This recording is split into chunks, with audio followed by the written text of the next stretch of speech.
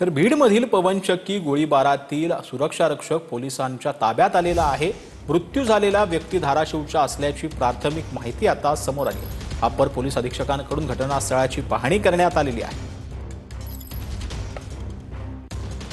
मध्यरात्री 2 ते 2:30च्या सुमारास बीड तालुक्यातील लिंबा गणेश परिसरामध्ये असलेल्या O2 रिन्युएबल एनर्जी या कंपनीच्या ज्या ठिकाणी पवनचक्की बसवण्यात आलेली आहे त्या शेत परिसरामध्ये अचानक काही चोरटे दाखल झाले आणि या ठिकाणी असलेल्या सुरक्षा रक्षकानं गोळीबार केला। या गोळीबारात एकाचा मृत्यू झाल्याची माहिती आहे।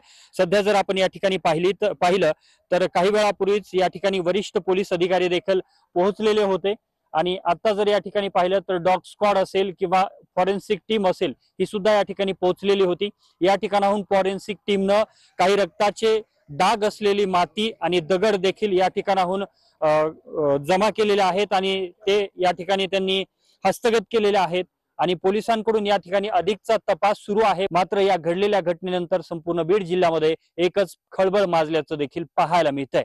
कॅमेरामॅन विनोद सह मी अशोक काळकुटे, TV9 मराठी, लिंबा गणेश, बीड।